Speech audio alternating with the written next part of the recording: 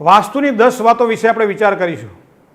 સામાન્ય રીતે વાસ્તુ એટલે પવનની દિશાઓને માપવા માટે એને યોગ્ય દિશામાં વહન થતી હોય ત્યારે ઘરમાં ક્યાં કઈ વસ્તુ હોવી જોઈએ, એના માટે ક્યાં બારી દરવાજા હોવા જોઈએ, ક્યાં વધારેની જગ્યા હોવી જોઈએ, ક્યાં જગ્યા ભરેલી હોવી જોઈએ, આ બધી જ વસ્તુ બાહ્ય વાસ્તુને આપણે ધ્યાનમાં રાખીએ છીએ। એવા સમયે ઘણી બધી વસ્તુઓ એવી છે કે જે આપણે સમજવા જેવી છે। આદિદેવ નમસ્કારમ હે કુર્વંતુ દિને દિને જન્માંતર સહસ્ત્રેષુ દારિદ્ર્યમ નોપજાયતે। આ મંત્ર 7 વખત ભગવાન સૂર્યનારાયણની પ્રતિમા સામે ઊભા રહી અને જો બોલવામાં આવે તો સારી સફળતા મળે। તાંબાના કોઈ પણ ચેવલાની અંદર સૂર્યનું ચિહ્ન અંકિત કરેલું હોય અને એ સૂર્યનું ચિહ્ન પણ તમે પૂર્વ દિશા તરફ મૂકો છો તો પણ તમારો પૂર્વ દિશાનો કોઈ પણ પ્રકારનો દોષ દૂર થાય છે।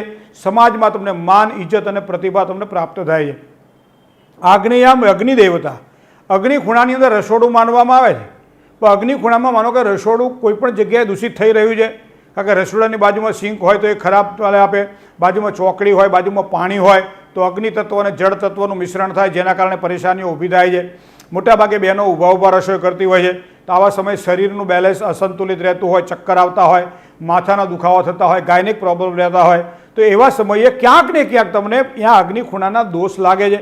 અને અગ્નિ ખૂણાના દોષને દૂર કરવા માટે કોઈ પણ એવું એક ચિત્ર લેવામાં આવે કે જેમાં ઋષિ મુનિઓ યજ્ઞ કરતા હોય, ઋષિ મુનિઓ યજ્ઞ કરતા હોય, યજ્ઞકુંડની જ્વાળાઓ જે કહેવાય અગ્નિની નીકળતી હોય, એવું સુંદર મજાનું ચિત્ર અગ્નિ ખૂણામાં રાખવામાં આવે તો એમ કહેવાય છે કે અગ્નિ ખૂણામાં રહેલા આ દોષ દૂર થાય છે।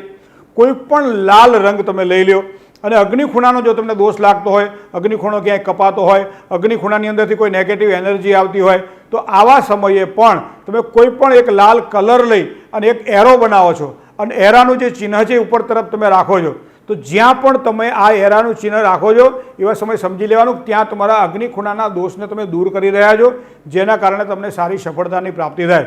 સામાન્ય રીતે પવનની ગતિ 2 છે, નૈઋત્ય તરફથી પવન આવે છે અને ઈશાન તરફ જાય છે, તો એ પ્રમાણે આપણે જોઈએ છીએ કે ઈશાન ખૂણો હંમેશા ખાલી હોવો જોઈએ, કારણ કે ઈશાન ખૂણામાંથી પ્રવેશતો પવન એ ખૂબ જ શુદ્ધત્વ આપે છે, શાંતિ આપે છે, અને એટલા માટે ઈશાન ખૂણાને ને નૈઋત્ય ખૂણાને ખાસ ધ્યાનમાં રાખવામાં આવે છે। વાસ્તુશાસ્ત્રની અંદર ઈશાન ખૂણાને ખુલ્લો રાખવામાં આવે છે, નૈઋત્ય ખૂણાને ભરેલો રાખવામાં આવે છે। મતલબ કે જે પોઝિટિવ આપણી પાસે જે વાયુ તત્વ છે એ વાયુ તત્વ પ્રબળ બને। શ્વાસોશ્વાસની ક્રિયાની જેને તકલીફ રહેતી હોય, દમના જેને દર્દ થતા હોય, વાયુજન્ય પીડા થતી હોય, સાંધાના રોગ થતા હોય, માનસિક બેચેની રહેતી હોય, વારંવાર શરીરમાં કષ્ટ રહેતા હોય, ત્યારે ઈશાન ખૂણો અને નૈઋત્ય ખૂણો આ 2 દિશા ખૂણા એવા છે કે જેમાં ક્યાંક ને ક્યાંક પીડા અનુભવાય છે, નથી હોતા।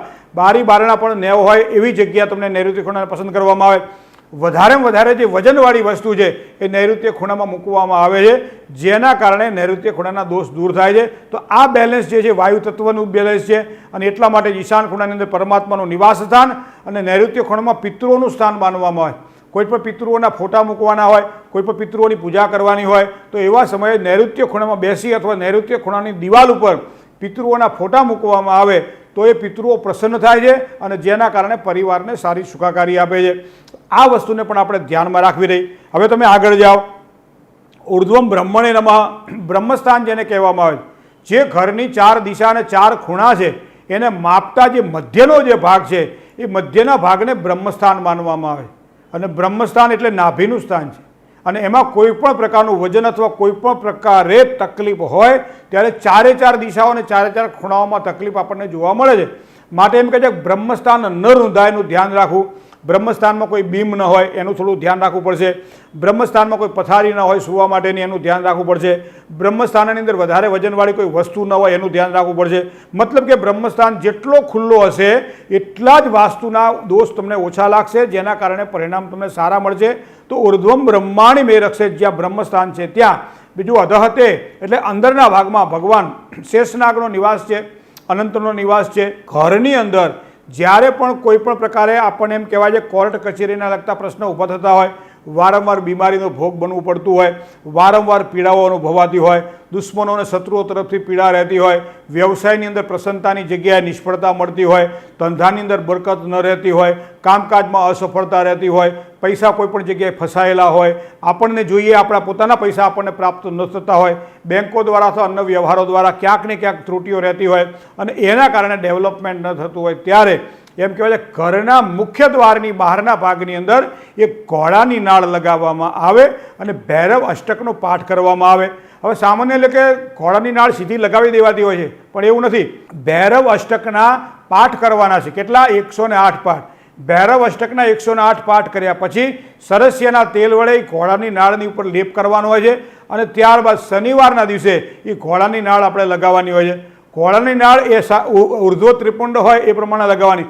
ઘણા ઘરોમાં જોયું છે કે ઘોડાની નાળના 2 પાંખિયા નીચે હોય ને ઉપરના ભાગમાં, એવી રીતે નથી લગાવવાની. ઘોડાની નાળ હંમેશા આ રીતે લગાવવાતી હોય છે, ઉર્ધ્વ ત્રિપુંડની જે આપણે ધ્યાનમાં રાખીએ તો. એ પ્રમાણે જો ઘોડાની નાળ લગાવવામાં આવે, નીકળતા ઘરમાં બહાર પ્રવેશ કરતી વખતે ઘોડાની નાળને પગે લાગી અને રીમ બટુક ભૈરવાય નમઃ, રીમ બટુક ભૈરવાય નમઃ આ મંત્રનો જો જાપ કરતાં કરતાં આપણે પ્રવેશ કરીએ અથવા તો બહાર જઈએ ત્યારે સારી સફળતાની પ્રાપ્તિ થાય.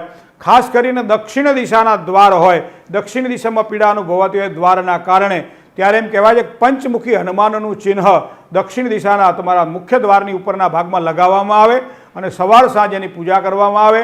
નીકળતા પ્રવેશ કરતી વખતે એને પગે લાગીને જવામાં આવે. ઓમ હમ હનુમંતે નમઃ આ મંત્રનો જાપ કરવામાં આવે તો એમ કહેવાય છે કે આ પ્રકારે દક્ષિણ દિશાનો જે પ્રવેશ દ્વાર છે એની પીડામાંથી ક્યાંક ને ક્યાંક આપણને મુક્તિ પ્રાપ્ત થાય છે. તો સકારાત્મક અને હકારાત્મક વિચારો મળે છે ઈશાન ખૂણામાંથી. પવિત્રતાની દ્રષ્ટિએ ધ્યાનમાં રાખીએ તો ઉત્તર દિશો છે અને સાથે સાથે વરુણ કહેતા શુદ્ધત્વ છે. આ 3 વસ્તુ જેના જીવનમાં સારી હોય, એક તો વરુણ એટલે એની કૃપા સારી હોય, ભગવાનની કૃપાથી સારું ધન સંપત્તિ પ્રાપ્ત થતી હોય અને સ્વાસ્થ્ય સુખાકારી સારી રહેતી હોય તો બધી જ બાબતોમાં સારી સુખાકારી મળે. વાસ્તુના નાના નાના ઉપાયો છે પણ જે કરવાથી સારા પરિણામો પ્રાપ્ત થાય. ઈશાન ખૂણામાં કોઈ પણ પ્રકારનો દોષ તમને લાગતો હોય તો જ્યાંથી પાણીનો ધોધ પડતો એવા ચિત્ર તમે મૂકી શકો છો. ઉડતા પક્ષીઓ ઉડતા હોય એવું સફેદ ચિત્ર તમે મૂકી શકો છો. કારણ કે ઈશાન ખૂણાની અંદર આ પ્રમાણે મૂકેલું ચિત્ર તમારા મનને પ્રસન્ન કરશે. તો ઉગતો સૂર્ય પણ એમ કહેવાય છે કે તમે ઈશાન ખૂણામાં મૂકી શકો છો એનું ચિત્ર. બેડરૂમ ન હોવો જોઈએ ઈશાન ખૂણામાં, વસ્તુ ખાસ ધ્યાનમાં રાખજો. અગ્નિ ખૂણામાં અને ઈશાન ખૂણામાં બેડરૂમ ન હોવો જોઈએ. મુખ્ય જે ઘરનો જે વ્યક્તિ છે એનો બેડરૂમ તો ન જ હોવો જોઈએ. તો આ પ્રમાણે ઘણી નાની બધી બાબતો આપણને વાસ્તુશાસ્ત્રના આધારે જોવા મળે છે.